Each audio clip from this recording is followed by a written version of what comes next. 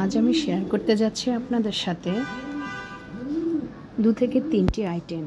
প্রথমত আমার এখানে লাগছে, দেখতে পাচ্ছেন আমি একটা পাঙাশ মাছ নিয়ে নিয়েছি বড়, সেটাকে আমি সিদ্ধ হতে দিয়ে দিয়েছি। সিদ্ধ হওয়ার সময় আমি এখানে দিয়েছি 1/2 টিস্পুন আদা বাটা, 1/2 টিস্পুন রসুন বাটা, এই তো সব কিছু একটুখানি হলুদ দিয়ে আমি সিদ্ধ হতে দিয়ে দিয়েছি। সিদ্ধ হওয়ার পর আমি মাছের কাঁটাটা ফেলে তারপরে 2টা আলুকে বয়েল করে আলুর সাথে ম্যাশ করে আমি এই যে দেখতে পাচ্ছেন আমার মাছের কাবাবগুলো আমি করে নিয়েছি। একটা ময়দার পাতলা বেটারে গড়িয়ে নিয়ে তারপর আমি বেড ক্রামে চুবিয়ে নিয়েছি।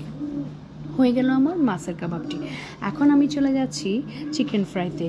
তো আমি প্রথমত প্রায় দেড় কেজি পরিমাণ একটি চিকেনকে সব কিছু ছোটো ছোটো করে কিউব করে কেটে নিয়ে আদা রসুন বাটা দিয়ে বয়েলে দিয়ে দিয়েছি। বয়েল হওয়ার পর আমি এগুলোকে চিড়ে নিয়েছি, দেখতে পাচ্ছেন। এখানে আমি প্রায় 4 কাপ পরিমাণ পেঁয়াজ কুচি দিয়েছি, চিকেনগুলো দিয়ে দিয়েছি, তেল দিয়েছি 3 টেবিল টিস্পুন, তারপর আমি হলুদ গুঁড়ো দিয়েছি পরিমাণ মতো, গরম মশলা দিয়েছি, এই তো সব কিছু, সয়া সস দিয়ে দিয়েছি আমি এখানে। টেস্টের জন্য একটু আজিনামোতো দিয়ে দিব একটা ভালো ফ্লেভার আসার জন্যে। তারপর গরম মশলা সব কিছু দিয়ে আমি চিকেনটাকে ফ্রাই করে নিয়েছি। এখন আমি ময়দার বেটার তৈরি করে নিচ্ছি। এই ময়দা দিয়ে আমি তৈরি করব চিকেন প্যাটিস, চিকেন সমোচা। এই তো দেখতে পাচ্ছেন আমি এখানে তেল দিয়ে দিয়েছি 3 টিস্পুন, তারপর আমি এখানে লবণ দিয়েছি পরিমাণ মতো।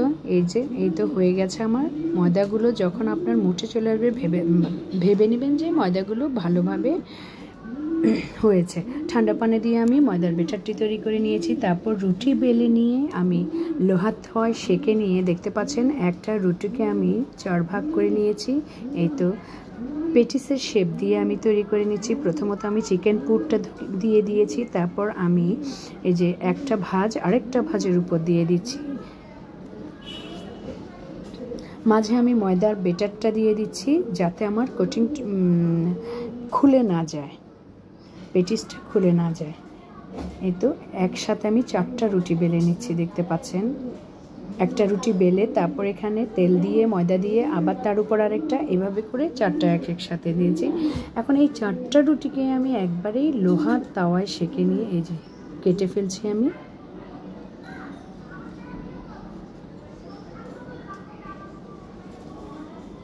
এগুলো আমি পেটিসের জন্য করে নিচ্ছি ভিউয়ার্স।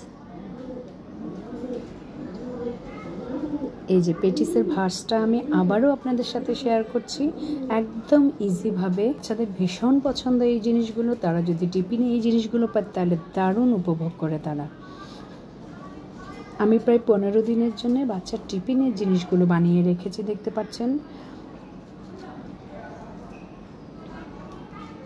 হয়ে গেল একটা পেটিস। এটাকে এখন ময়দায় গড়িয়ে নিয়ে ব্রেডকে আমি চুবিয়ে নেব। এই তো এখন ফ্রাইতে দিয়ে দিব আমি।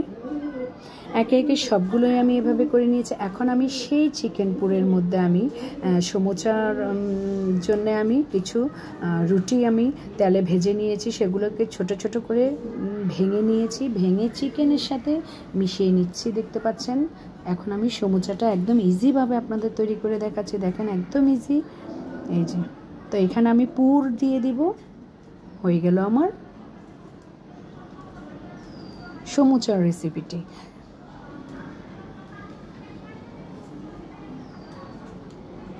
একে একে সবগুলো আমি এভাবে তৈরি করে নিয়ে একবারে আমি পুরগুলো দিয়ে দিচ্ছি।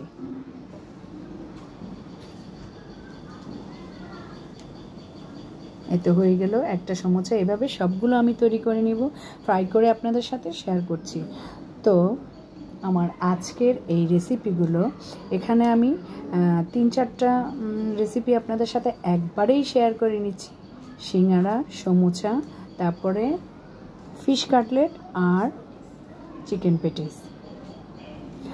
তো একের ভিতরে এই 4টি রেসিপি যদি আপনাদের ভালো লেগে থাকে আমার চ্যানেলটির পাশে থাকবেন আর লাইক শেয়ার কমেন্টস করতে ভুলবেন না।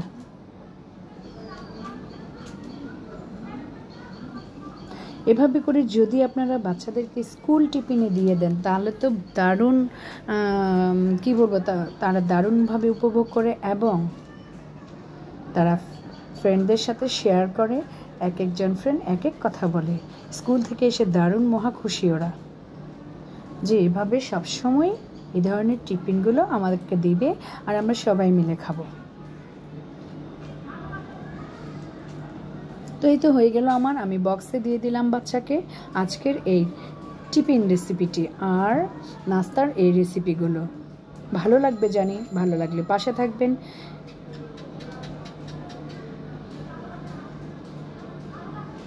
বিদায় নিচ্ছি ভিউয়ার্স, ভালো থাকবেন, সুস্থ থাকবেন, সবাই সবার জন্য দোয়া করবেন। আসসালামু আলাইকুম।